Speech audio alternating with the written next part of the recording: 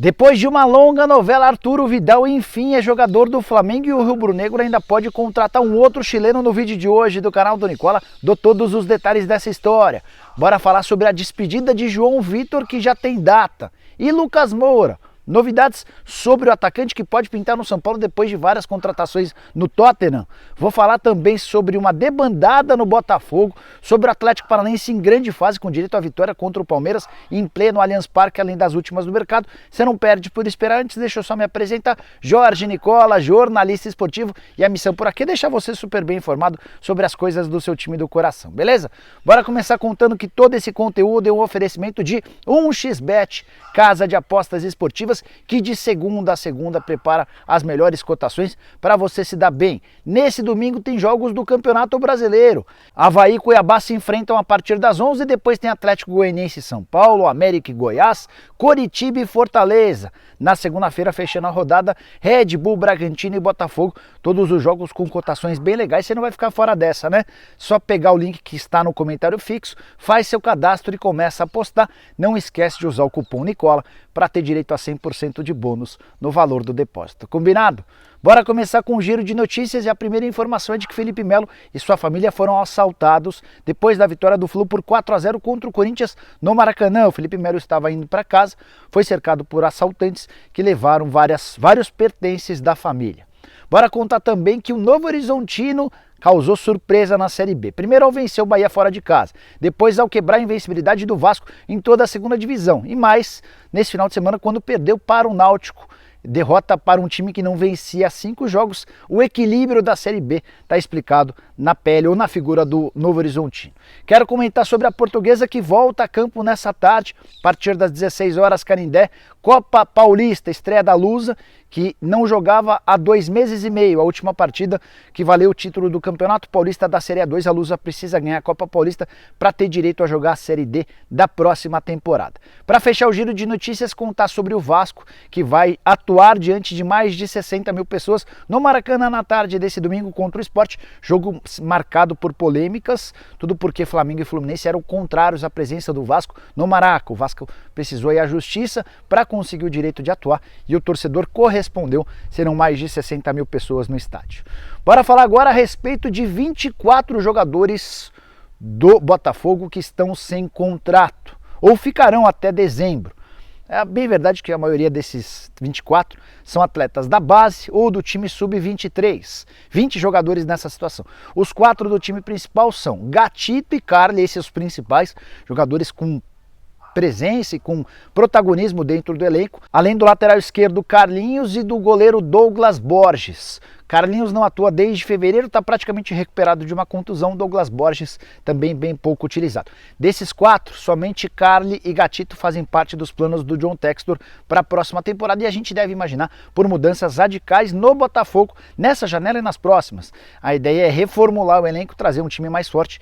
Vale a lembrança de que depois da última derrota por 3-0 para o América, o Luiz Castro, técnico do Botafogo, chegou a dizer que esse time é um time de Série B.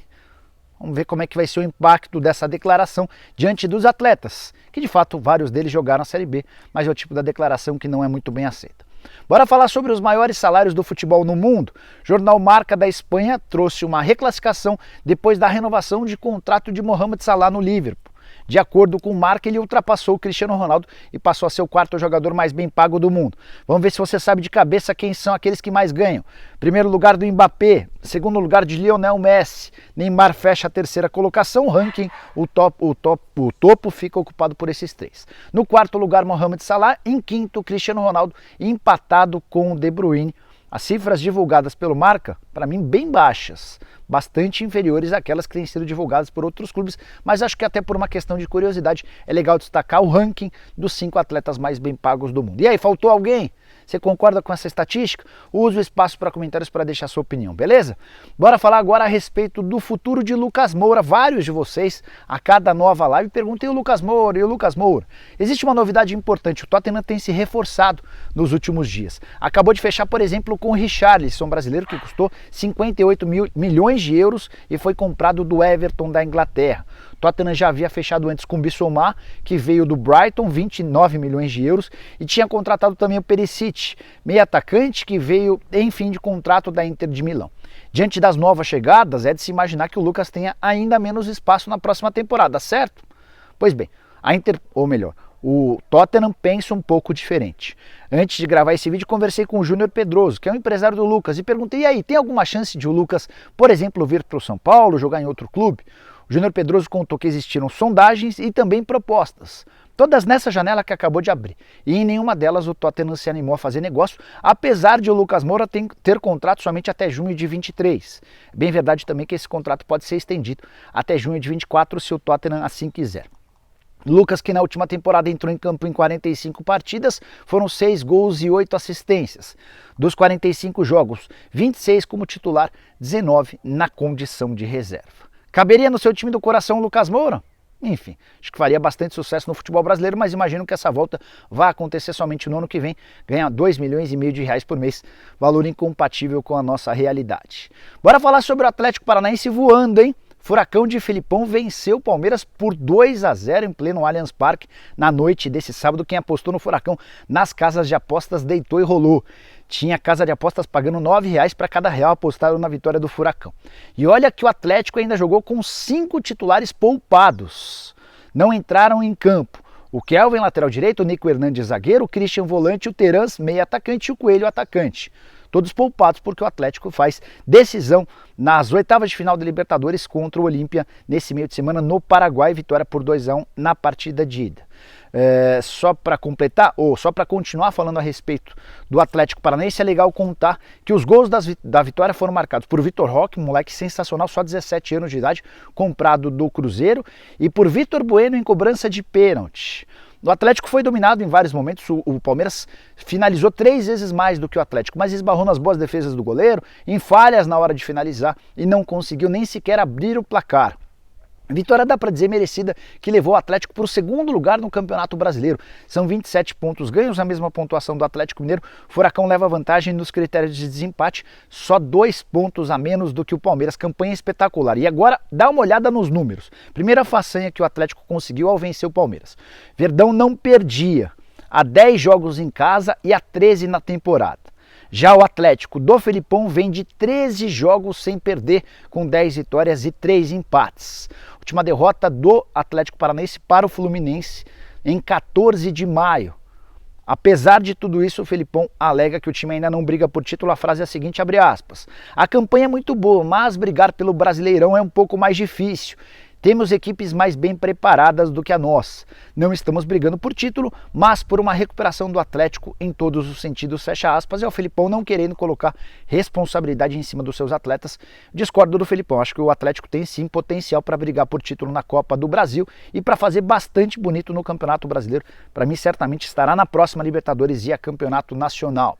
Quero falar agora a respeito de João Vitor. Trouxe para vocês outro dia a informação de que o João seria vendido pelo Corinthians. Coisa deu uma bela avançada nos últimos dias e nesse domingo já dá para cravar que a tendência é que o João Vitor vá jogar no Benfica. É o clube que mais avançou nas tratativas com o Corinthians.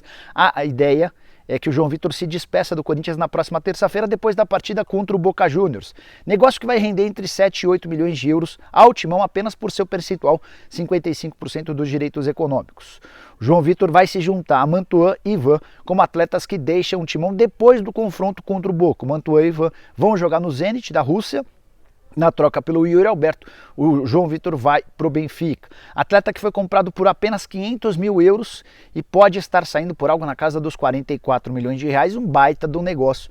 Por um jogador de 23 anos de idade, que é muito bem falado, mas que ainda não conseguiu um status, por exemplo, de jogador convocado para a seleção brasileira.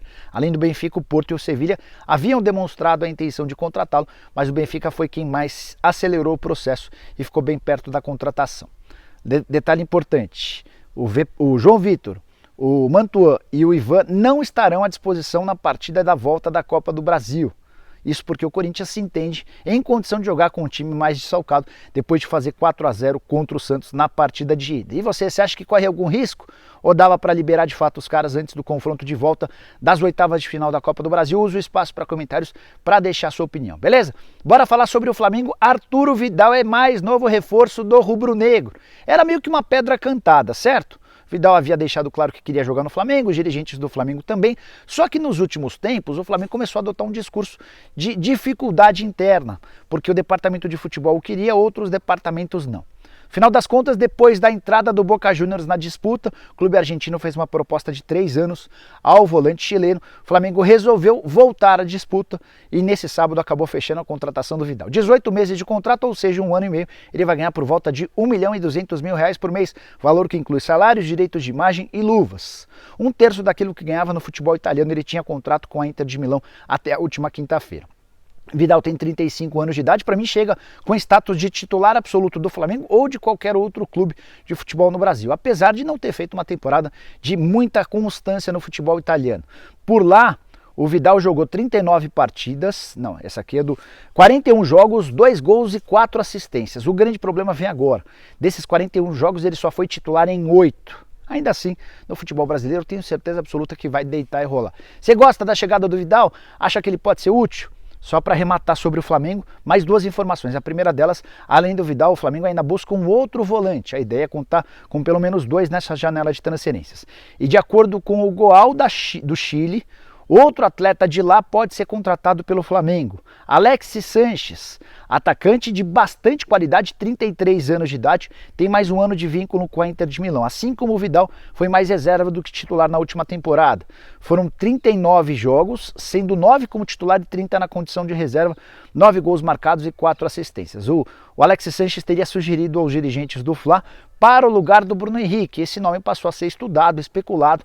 Há uma análise interna que poderia, de acordo com o Goal, se transformar em contratação. Você gosta do Alexis Sanches? Entende que ele pode ser útil no futebol brasileiro? Estou curioso para saber sua opinião. Use o espaço para comentários, beleza?